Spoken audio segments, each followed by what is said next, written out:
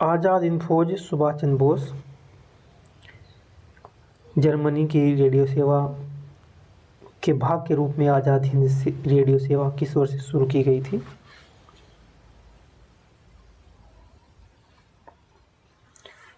1942 में। जर्मनी की रेडियो सेवा के भाग के रूप में आज़ाद हिंद रेडियो सेवा किस वर्ष शुरू की गई थी? ये 1942 ईस्वी में शुरू की गई थी। आज़ाद हिंद रेडियो की स्थापना नेताजी सुभाष चंद्र बोस के द्वारा ब्रिटिश सरकार के खिलाफ प्रचार के एक साधन के रूप में 1942 में बर्लिन जर्मनी में शुरू की गई थी। मूल रूप से इसका जो मुख्यालय जर्मनी में था, लेकिन बाद में सिंगापुर और फिर म्यांमार में स्थानांतरित हो गया था। इसने पहली बार 7 जनवरी 1942 को प्रसारण शुरू किया और 23 अक्टूबर 1942 को बोस ने इस रेडियो के माध्यम से ब्रिटिश सरकार के युद्ध की घोषणा की थी।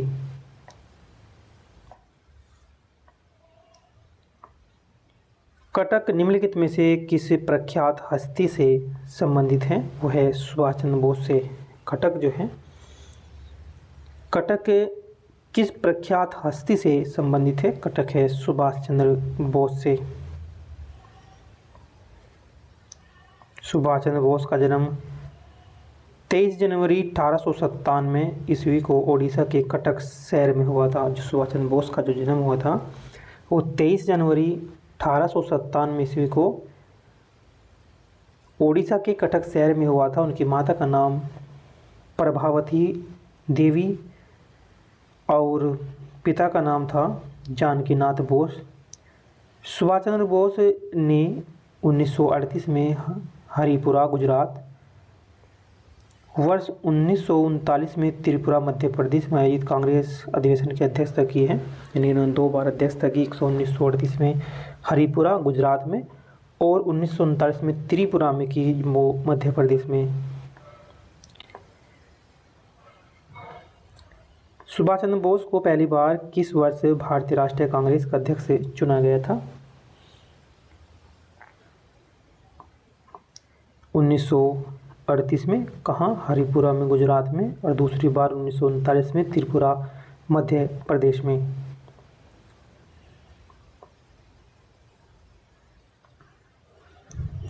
सुभाष चंद्र बोस को पहली बार वर्ष 1938 में हरिपुरा अधिवेशन में भारतीय राष्ट्रीय कांग्रेस के अध्यक्ष के चुना गया था।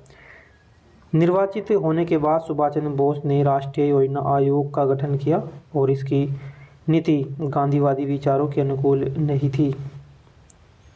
1939 त्रिपुरी में बोस फिर से अध्यक्ष चुने गए, लेकिन कार्यकारिणी के गठन के प्रश्न पर गांधी जी से मतभेद के कारण उन्होंने अध्यक्ष पद से त्यागपत्र दे दिया।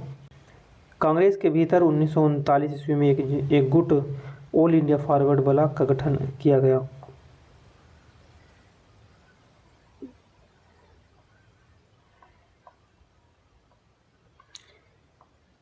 निम्नलिखित में से कौन सा कथन नेताजी सुभाष चंद्र बोस से संबंधित नहीं है? वह संविधान की मसौदा समिति के सदस्य थे। नेताजी सुभाष चंद्र इसके सदस्य नहीं थे।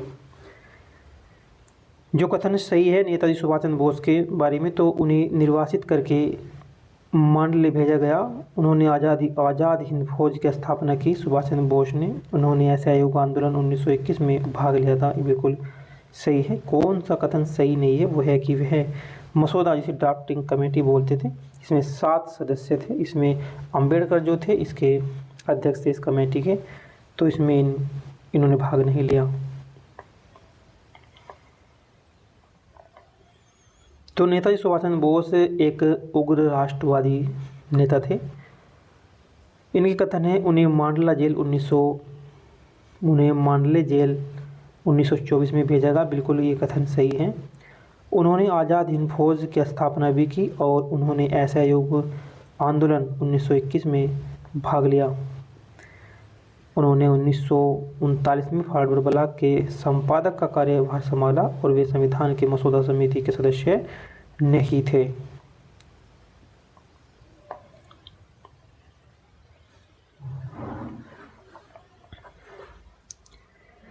किसने 21 अक्टूबर 1943 को आज़ाद हिंद फौज की अस्थायी सरकार के गठन की घोषणा की?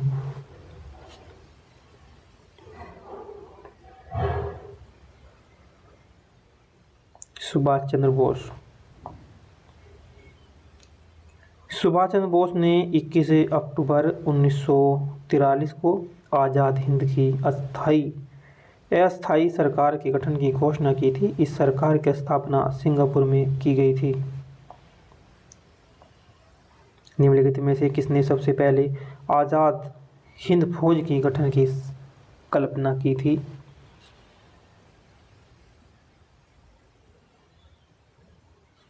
मोहन सिंह ने।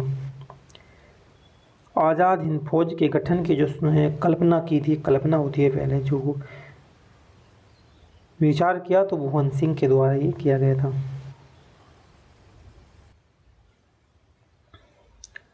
आज़ाद हिंद फौज का विचार सबसे पहले मोहन सिंह के मन में आया। वे ब्रिटिश भारतीय सेना के अधिकारी थे। 1 सितंबर 1942 को आज़ाद हिंद फौज की पहली डिवीज़न का गठन किया गया था और 2 जुलाई 1943 को सुभाष चंद्र बोस सिंगापुर पहुंचे और उन्होंने आज़ाद हिंद फौज का सर्वोच्च सेनापति घोषित कर दिया गया। फॉरवर्ड ब्लॉक पार्टी के जो संस्थापक थे वे कौन थे? फॉरवर्ड ब्लॉक के जो कम्युनिटी थे उसके संस्थापक थे Subhash Chandra Bose. Forward block party के संस्थापक थे सुभाष चंद्र बोस थे। उन्हें 1939 में कांग्रेस से अलग होकर फॉरवर्ड ब्लॉक की स्थापना की थी और सुभाष चंद्र बोस एक उग्र राष्ट्रवादी नेता थे और सुभाष चंद्र बोस विवेकानंद को आध्यात्मिक गुरु और चित्तरंजन दास को राजनीतिक गुरु मानते थे। सुभाष चंद्र बोस विवेकानंद को आध्यात्मिक गुरु और चित्तरंजन दास को राजनीतिक गुरु मानते थे। नेताजी सुभाष चंद्र बोस ने निम्नलिखित दलों में से किसकी स्थापना की? ऑल इंडिया फॉरवर्ड ब्लॉक की स्थापना इनके द्वारा की गई थी, नेताजी सुभाष चंद्र बोस के। कांग्रेस पार्टी छोड़ने के बाद सुभाष चंद्र बोस के द्वारा गठित राजनीतिक दल का नाम क्या था? All India forward block.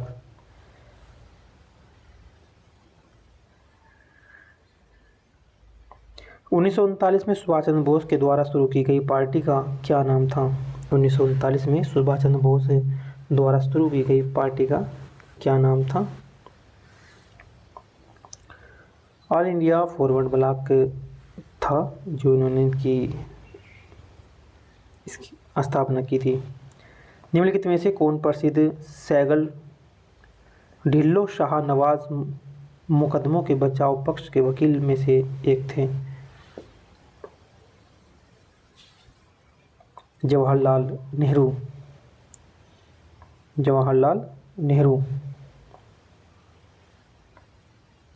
1945 में आज़ाद हिंद फौज के सिपाहियों के द्वारा समर्पण के बाद सरकार ने उन पर लाल किले में मुकदमा चलाया।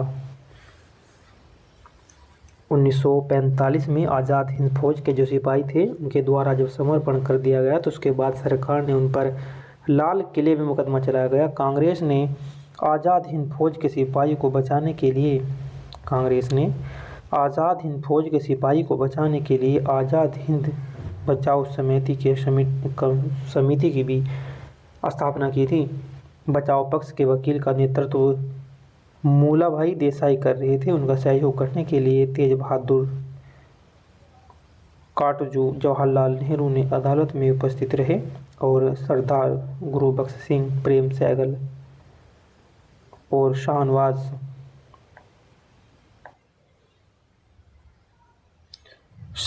एक संक्षिप्त मुकदमे के बाद फांसी की सज़ा सुनाई गई। जन आकांक्षाओं को ध्यान में रखते हुए वायसराय ने अपने विशेषाधिकार का प्रयोग कर तीनों को सज़ा माफ़ कर दी।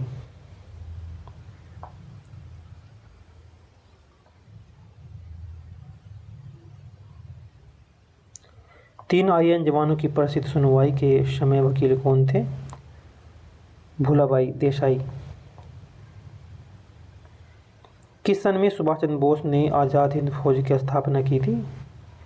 आज़ाद हिंद फौज की स्थापना की थी?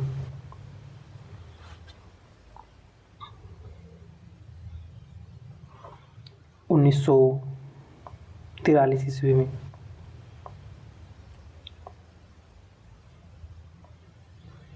सुभाष चंद्र बोस ने 1943 में आज़ाद हिंद फौज की पुनर्गठन किया। सिंगापुर में उन्होंने सिंगापुर में आज़ाद हिंद फौज की अस्थायी सरकार की नींव रखी। नेताजी ने हिंदुस्तान को आज़ाद कराने के लिए Gandhi brigade, Subhash brigade, Nehru brigade तथा महिलाओं के लिए झांसी ब्रिगेड गठित की। आज़ाद हिंद फौज म्यांमार के रंगून प्रदेश को जीतते हुए भारत के सीमावर्ती क्षेत्रों में प्रवेश किया गया। 14 अगस्त 1945 को आत्मसमर्पण करने के बावजूद आज़ाद हिंद फौज की सेना ने हार नहीं मानी। नेक्स्ट है, इंडियन नेशनल आर्मी का गठन किसके द्वारा किया गया था? इंडियन नेशनल आर्मी का जो गठन है वो किसके द्वारा किया गया? मोहन सिंह के।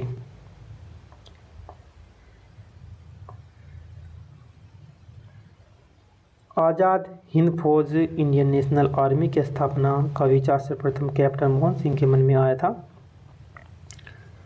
तत्पश्चात 28 मार्च 1942 को टोक्यो, जापान में रहे भारतीय रासबिहारी बोस ने इंडियन नेशनल आर्मी का गठन पुनः विचार के लिए एक सम्मेलन बुलाया और कैप्टन मोहन सिंह, रासबिहारी बोस, चित्तरंजन दास के सहयोग से इंडियन नेशनल आर्मी का गठन किया गया। इस प्रकार सितंबर 1942 में औपचारिक रूप से आज़ाद हिंद फौज का गठन हो गया। आज़ाद हिंद फौज इंडियन नेशनल आर्मी का जो गठन है वो कब किया गया था? 1942 ईस्वी में किया गया था। इंडियन नेशनल आर्मी ने ब्रिटिश शासन से अंडमान और निकोबार द्वीप वापस लिया और उन्हें क्या नाम दिया? शहीद और स्वराज द्वीप।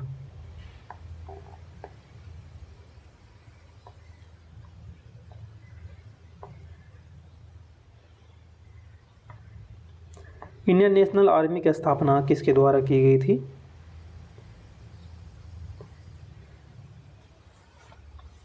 रासबिहारी बोस के। इंडियन नेशनल आर्मी की जो स्थापना की गई थी वो किसके द्वारा की गई थी? रासबिहारी बोस के।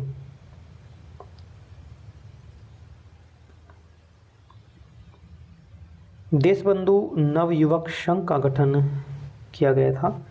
देशबंधु नवयुवक संघ का जो गठन किसने किया था?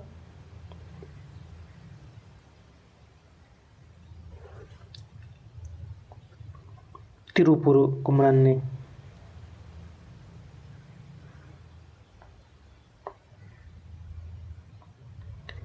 देशबंधु नवयुवक संघ का जो गठन किया था तिरुपुर कुमरन ने किया था। लक्ष्मी सहगल आज़ाद हिंद फौज की रानी लक्ष्मी रेजिमेंट की कमांडर थी और भारत सरकार ने लक्ष्मी सहगल को 1998 में पद्म विभूषण से सम्मानित किया था। सुभाष चंद्र बोस के पिता का क्या नाम था? सुभाष चंद्र बोस के पिता का नाम था Janakinath Bose. Janakinath Bose.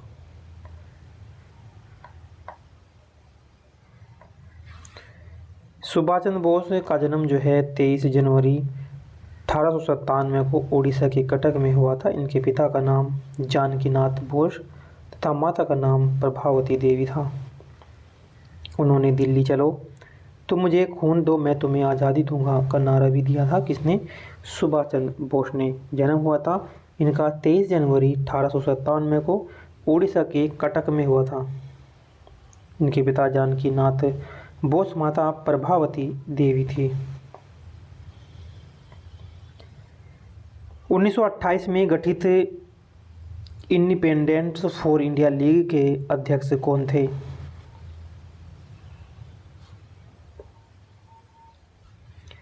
Option number C है श्रीनिवास अयंगर। अब देखते हैं क्रिप्स मिशन संविधान सभा से संबंधित क्वेश्चन हैं नेक्स्ट वीडियो में।